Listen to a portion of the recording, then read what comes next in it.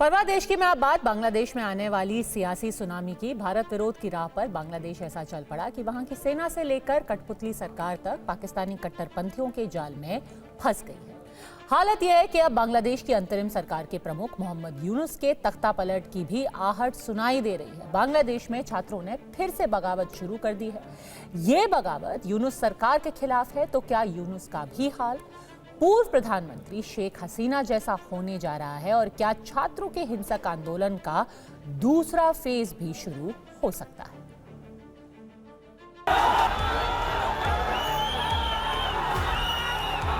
बांग्लादेश में यूनुस के तख्ता पलट का काउंटडाउन शुरू।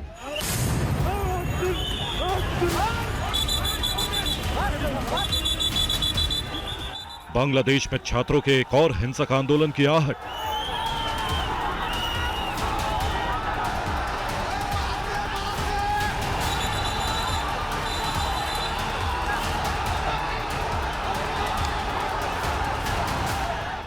बांग्लादेश में रेलवे का चक्का जाम, हर तरफ अराजकता का राज।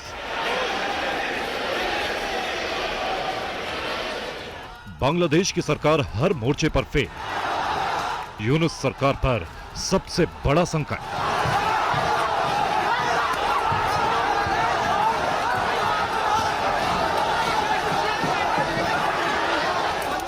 ट्रंप ने किया बांग्लादेश का हुक्का पानी बंद। पाकिस्तान के पिछलग्गू यूनुस का अब क्या होगा? क्या यूनुस से नहीं संभल रहा बांग्लादेश? क्या शेख हसीना की तरह यूनुस का भी तख्ता पलट होने वाला है? मोहम्मद यूनुस सरकार के बारे में ये बातें यूं ही नहीं कही जा रही हैं। यूनुस की अगुवाई में जब से अंतरिम सरकार बनी है, तब से बांग्लादेश में हिंसा, अराजकता और अशांति का ही साम्राज्य है।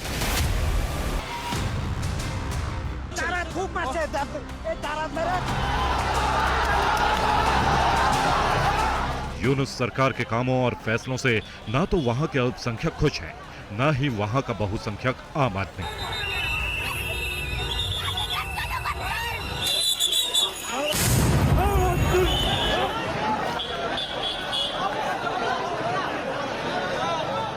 सड़कों पर आए दिन विरोध प्रदर्शन हो रहे हैं।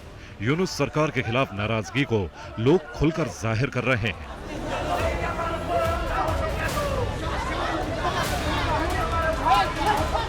ढाका में एक बार फिर नाराज छात्रों के सड़कों पर उतर आने से यूनुस सरकार हिल गई है।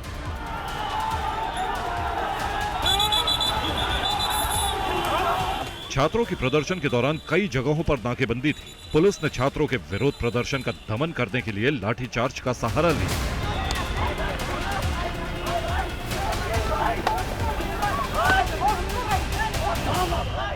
पुलिस के साथ कई जगहों पर छात्रों की झड़पें भी हुई।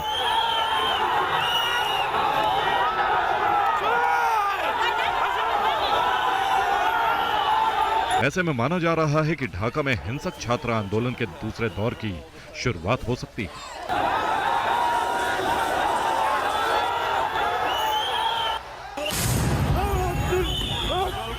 ढाका में छात्रों का यह उग्र प्रदर्शन क्यों शुरू हुआ, अब उसके बारे में भी जान लीजिए।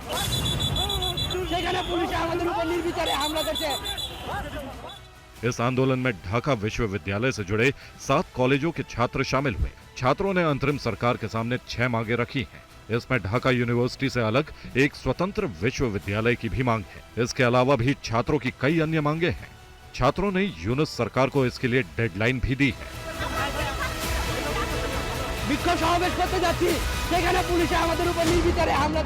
प्रदर्शनकारी छात्रों ने अंतरिम सरकार को चेतावनी दी है कि अगर तय समय सीमा में उनकी मांगे नहीं मानी गई तो छात्रों का विरोध प्रदर्शन और ज्यादा उग्र हो सकता है।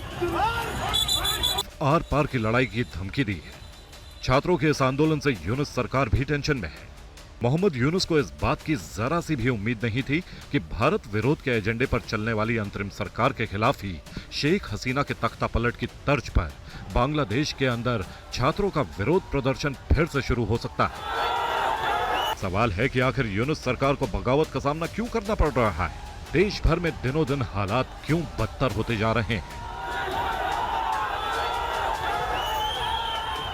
क्या अमेरिका में ट्रंप की सरकार यूनुस के संभावित तख्ता पलट का एक कारण बन रही है? इसका भी विश्लेषण आगे करेंगे। लेकिन यह जरूर दिख रहा है कि शेख हसीना के तख्ता पलट के बाद बांग्लादेश बहुत बुरे दौर से गुजर रहा है। बांग्लादेश के लिए साल 2024 बहुत बुरा रहा है, लेकिन नया साल भी गंभीर संकटों वाला है। पिछले साल 5 अगस्त को शेख हसीना के तख्ता पलट के बाद वहां के हालात बिगड़ते जा रहे हैं। यूनुस सरकार के लिए घर के अंदर ही चुनौतियां बढ़ने लगी हैं। शेख हसीना की सरकार के तख्ता पलट के कुछ ही महीनों के बाद बांग्लादेश में नया बवाल शुरू हो गया है। छात्रों के विरोध प्रदर्शन का नया फेज शुरू होने से ढाका में बैठी सरकार के कान खड़े हो गए हैं। छात्रों के इस आंदोलन से मोहम्मद यूनुस के नेतृत्व वाली अंतरिम सरकार के भविष्य पर संकट पैदा हो गया है। बांग्लादेश में अस्थिरता के यह हालात हर जगह दिख रहे हैं। कॉलेज और विश्वविद्यालयों से लेकर सड़कों और रेल की पटरियों पर यूनुस सरकार की नाकामियों का असर दिख रहा है। बांग्लादेश में जब से यूनुस की अगुवाई में अंतरिम सरकार आई है, तब से देश में सब कुछ ठप होता जा रहा है।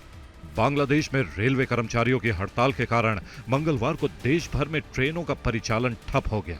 इससे हजारों यात्रियों और माल ढुलाई पर असर पड़ा।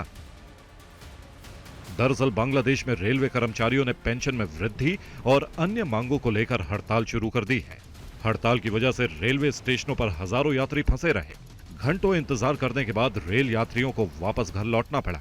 सबसे बड़े शहर चटगांव में भी रेलवे कर्मचारियों ने प्रदर्शन किया। चटगांव बांग्लादेश का सबसे बड़ा बंदरगाह है। चटगांव का कपड़ा उद्योग माल निर्यात के लिए रेलवे पर ही पूरी तरह निर्भर है।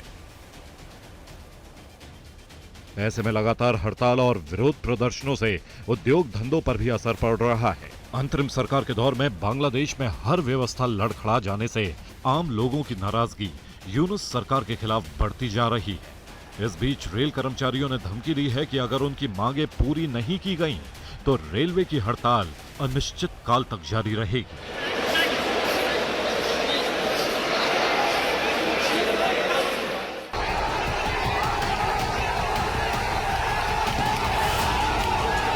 यूनुस सरकार को बांग्लादेश के अंदर से ही नहीं बल्कि दूसरे देशों से भी लगातार बड़े झटके मिल रहे हैं।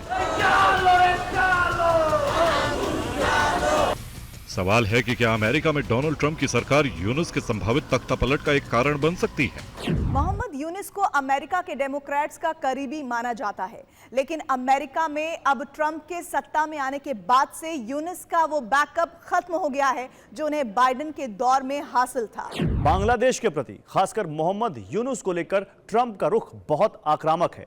मोहम्मद यूनुस को ट्रंप पसंद नहीं करते। इसकी सबसे बड़ी वजह यह है कि ट्रंप जब पिछली बार सत्ता में आए थे तो उस समय मोहम्मद यूनुस ने ट्रंप की खुली आलोचना की थी। डोनाल्ड ट्रंप ने राष्ट्रपति बनने से पहले ही अपने चुनाव प्रचार के दौरान बांग्लादेश के खिलाफ मोर्चा खोल दिया था। पद संभालने के बाद ट्रंप ने बांग्लादेश का हुक्का पानी बंद करने में कोई कसर नहीं छोड़ी। उन्होंने बांग्लादेश को अमेरिका से मिलने वाली आर्थिक मदद को बंद कर दिया है। अगर हम इसके कारणों की तह में जाएंगे तो इसके पीछे मोहम्मद यूनुस की विचारधारा सबसे बड़ी वजह है। मोहम्मद यूनुस अमेरिका में डेमोक्रेट्स के गुट को पसंद करते हैं। यूनुस अमेरिका में बाइडेन, हिलेरी क्लिंटन और बराक ओबामा जैसे डेमोक्रेट्स के समर्थक हैं। 2016 में भी ट्रंप की जीत पर यूनुस ने उनकी कड़ी निंदा की थी। 2016 में यूनुस ने ट्रंप की जीत को काला दिन कहा था। अब मोहम्मद यूनुस इस दुविधा में फंसे हैं कि ट्रंप प्रशासन के साथ कैसे डील किया जाए। ट्रंप बांग्लादेश में हिंदुओं की बिगड़ती हालत का मुद्दा भी उठा चुके हैं और यूनुस सरकार की कड़ी आलोचना कर चुके हैं। मोहम्मद यूनुस सरकार को बांग्लादेश के वजूद के लिए अमेरिका की भूमिका के बारे में अच्छी तरह से अंदाजा है। यही वजह है कि ट्रंप के सख्त तेवर के बावजूद यूनुस फूंक फूंक कर कदम बढ़ा रहे हैं। Bureau report, TV9, Bharatvarsh.